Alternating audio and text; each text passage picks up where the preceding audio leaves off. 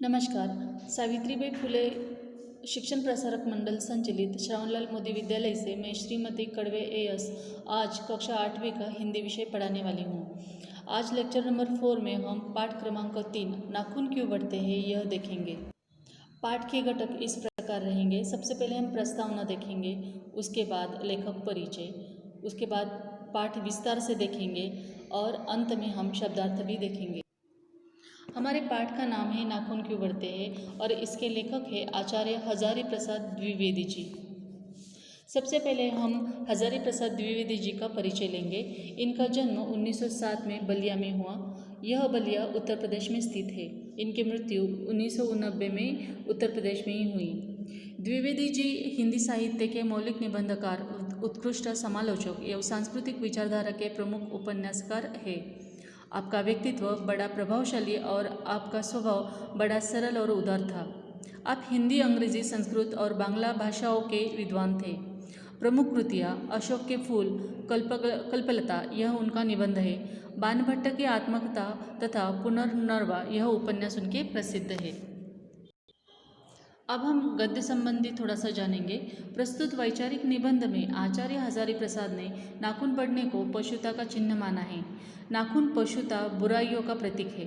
आपका कहना है कि जिस तरह नाखून बढ़ने पर हम उसे काट देते हैं, ठीक उसी तरह यह यदि किसी में बुरी आदतें आ जाए तो उन्हें त्याग देना चाहिए। ऐसा संदेश लेखक इस पाठ के द्वारा हमें देने की कोशिश कर रहे हैं।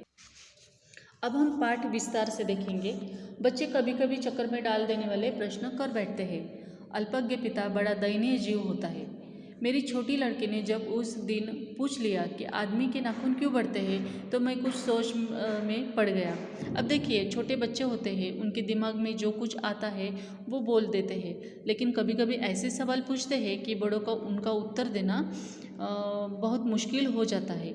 उसी तरह लेखक की जो छोटी लड़की है उसने भी प्रश्न पूछा कि नाखून क्यों बढ़ते हैं, और ये सवाल सुनकर वो भी जवाब दे नहीं सके, क्योंकि उनके दिमाग में भी सवाल उठने लगे कि ये नाखून हमेशा बढ़ते क्यों रहते हैं, हम उनको काट देते हैं। वे चुपचाप दंड स्वीकार कर लेंगे, पर निर्लज्ज अपराधी की भांति छूटते ही फिर जैसे के तैसे हो जाते हैं। आखिर ये इतने बेहया क्यों होते हैं? देखिए, हम नाखून काटते रहते हैं, लेकिन निर्लज्ज अपराधी की भांति वे फिर से बढ़ जाते हैं। लेखक को सवाल आ रहा है कि ये नाखून इतने बेहया क्यों होते हैं। कुछ लाख ही वर्षों की बात है, जब मनुष्य जंगली था, वनमानुष जैसा।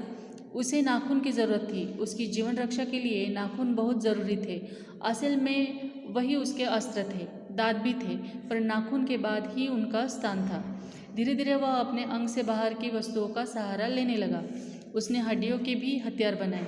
मनुष्य धीरे धीरे और आगे बढ़ा। उसने धातु के हथियार बनाए। अब देखिए, कुछ लाख वर्षों पहले मनुष्य जब जंगली था या वनमानुष था, तब उसके पास खुद की रक्षा के लिए कोई और हथियार नहीं था, इसलिए वो अपने दांत और नाखूनों का ही इस्तेमाल करता था। वो सबसे पहले तो नाखून ही इस्तेमाल करता था खुद की सुरक्षा के लिए। उसके बाद दांतों का स्थान आता है। अब देखिए, जैसे जैसे समय आगे बढ़ता गया, उसके बाद वह वनमानुष हड्डियों की हथियारें बनाने लगा। उसके बाद वो धातुओं से हथियारें बनाने लगा। इस प्रकार समय बदलता गया, और जो हथियार के रूप में वो अपने नाखून इस्तेमाल करता था, उसकी ज़रूरत अब उसे नहीं पड़ने लगी। इसलिए अब इंसान नाखून काटता है, लेकिन वो बढ़ते रहते हैं। आज नाखूनों की उसको ज़रूरत नहीं है, लेकिन फिर भी वो बढ़ते हैं। नाखून को देखकर लेखक को लगता है कि ये जैसे मनुष्य की पशुता का ही प्रतीक है, जिसे कितना भी हम काटने की कोशिश करें वो मरता नहीं है। अगर आदमी अपने शरीर की, मन की और वाक की अनायास घटने वाली वृत्तियों के विषय में विचार करे तो उसे अपनी वास्तविक प्रवृत्ति पहचानने में बहुत सहायता मिले। मनुष्य की नख बढ़ा लेने की जो सहजात वृत्ति है, वह उसके पशुत्व का प्रमाण है। देखिए, मनुष्य के हाथ के जो नाखून बढ़ते हैं, वो नाखून बढ़ना यानी हमारे अंदर की पशुता बढ़ना, ऐसा लेखक कहते हैं। उन्हें काटने की जो प्रवृत्ति है वह उसकी मनुष्यता की निशानी है। देखिए, लेखक कहते हैं कि जैसे नाखून बढ़ते हैं तो हम उसे काट देते हैं, उसी तरह हमारे अंदर की जो नाखून रूपी पशुत्वता है उसे भी हमें काट देना चाहिए। नाखून काटना या ये पशुता काटना मतलब मनुष्यता को बढ़ावा देना है, ये मनुष्यता की निशानी है, ऐसा लेखक यहाँ कहना चाहते हैं। मेरा मन पूछता है, मनुष्य किस ओर बढ़ रहा है, पशुता की ओर या मनुष्यता की ओर, असर बढ़ाने की ओर या असर काटने की ओर। मेरी निर्बोध बालिका ने मानो मनुष्य जाति से ही प्रश्न किया है, जानते हो नाखून क्यों बढ़ते हैं? यह हमारी पशुता के अवशेष है। मैं भी पूछता हूँ, जानते हो ये अस्त्र शस्त्र क्यों बढ़ रहे हैं? ये हमारी पशुता की निशानी है। स्वराज होने के बाद स्वभावतः ही हमारे नेता और विचारशील नागरिक सोचने लगे हैं कि इस देश को सच्चे अर्थ में सुखी कैसे बनाया जाए। हमारी परंपरा, महिमामयी और संस्कार उज्जवल है, क्योंकि अपने आप पर अपने आप द्वारा लगाया हुआ बंधन हमारी संस्कृति की बहुत बड़ी विशेषता है। लेखक की छोटी सी बच्ची ने जो सवाल उठाया था कि नाखून क्यों बढ़ते हैं, शायद ये सवाल उसने पूरी मनुष्य जाति के लिए पूछा हो।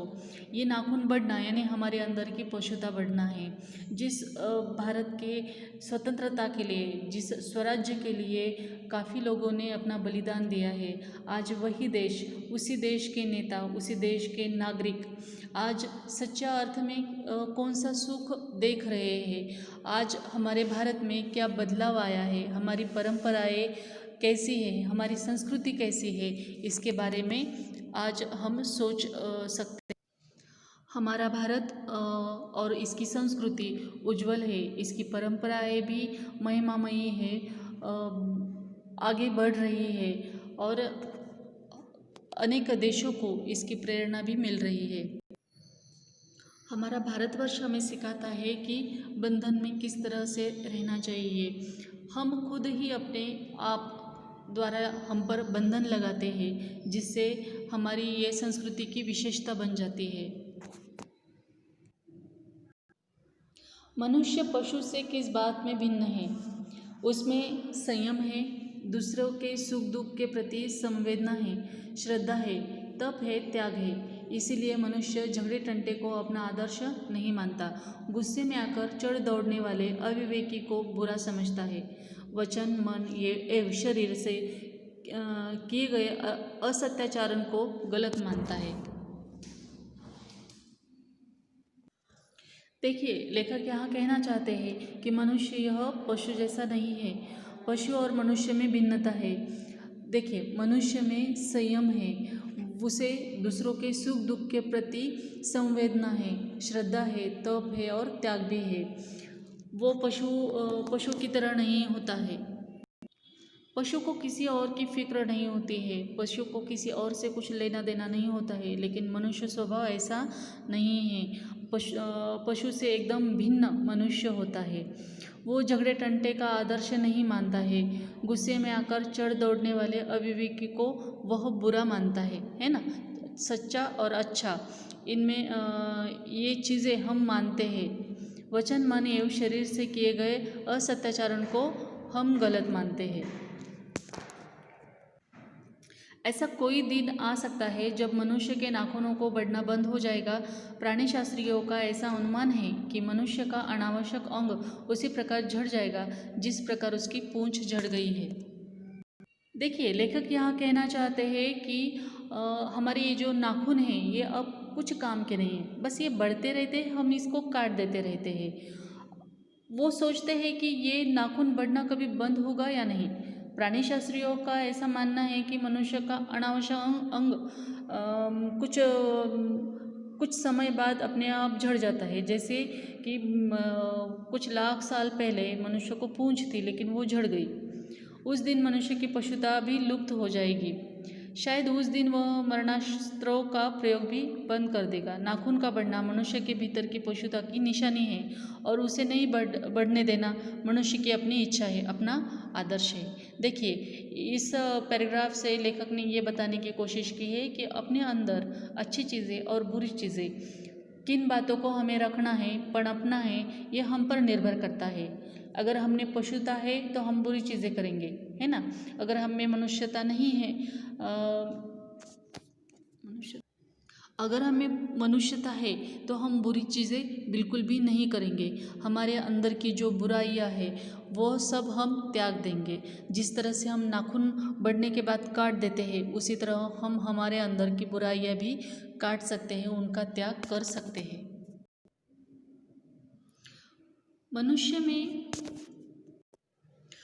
मनुष्य में जो घृणा है, जो अनायास बिना सिखाए आ जाती है, वह पशुत्व का द्योतक है। अपने को संयत रखना, दूसरों के मनोभावों का आदर करना मनुष्य का स्वधर्म है। देखिए, अपने अंदर घृणा रखना या न रखना यह हम पर डिपेंड है ना। ये हमारी सीख है, ये हमारा संयम है, हमारा मनोभाव कैसा है इस पर निर्भर करता है कि हम कैसा बर्ताव करते हैं। हम किसी के साथ अच्छा बर्ताव करते हैं या बुरा बर्ताव करते हैं, हम हमारे अंदर कितनी घृणा रखते हैं, ये हमारे स्वधर्म पर अवलंबित है। बच्चे यह जान ले तो अच्छा हो कि अभ्यास और तप से प्राप्त वस्तुएं मनुष्य की महिमा को सूचित करती है। देखिए, कोई भी चीज़ हमें अपने आप नहीं मिलती है। हमें जो भी पाना है वो अभ्यास से, मतलब कष्ट से पाना है। मनुष्य को हर एक चीज़ अभ्यास और तप से मिलती है, मतलब काफ़ी सारी मेहनत करनी पड़ती है हर एक चीज़ के लिए, तब वो मिलती है और वही महिमामयी होती है। मनुष्य की चरितार्थता प्रेम में है, मैत्री में है, त्याग में है।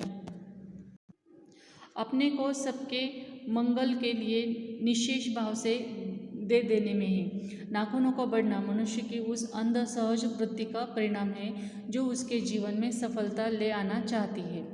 उसको काट देना उस स्वनिर्धारित आत्मबंधन का फल है जो उसे चरितार्थता की ओर ले जाती है। देखिए, मनुष्यता में प्रेम है, मैत्री है और त्याग है, मतलब सब अच्छी चीज़ें हैं। हम बुरा भी कर सकते हैं और हम अच्छा भी कर सकते हैं। ये हम पर निर्भर करता है कि हम कैसा बनना चाहते हैं। नाखून हमारे हाथ में हर किसी के बढ़ जाते हैं, लेकिन उसे काटना है या नहीं है ये उस व्यक्ति का व्यक्तिगत मामला है। उसी तरह हमारे अंदर की अच्छाई हमें रखनी है और बुराइयों को काटना है या नहीं, ये हम पर निर्भर करता है। नाखून बढ़ते हैं तो बड़े, मनुष्य उन्हें बढ़ने नहीं देगा। उसी तरह हमारे अंदर की बुराइयां होती है, लेकिन उसे उन बुराइयों को बढ़ने देना है या नहीं, यह हम पर निर्भर करता है।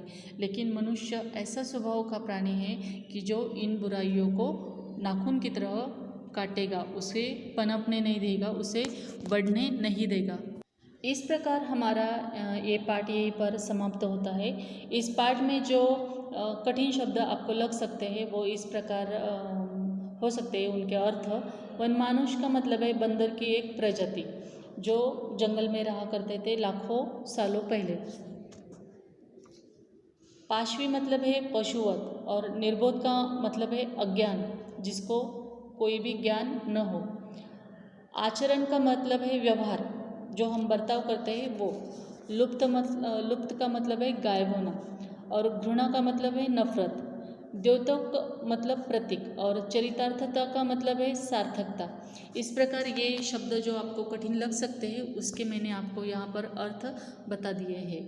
अगले लेक्चर में अब हम गांव और शहर ये कविता देखेंगे। हमारा लेक्चर नंबर 5 में हम ये कविता विस्तार से देखेंगे। धन्यवाद।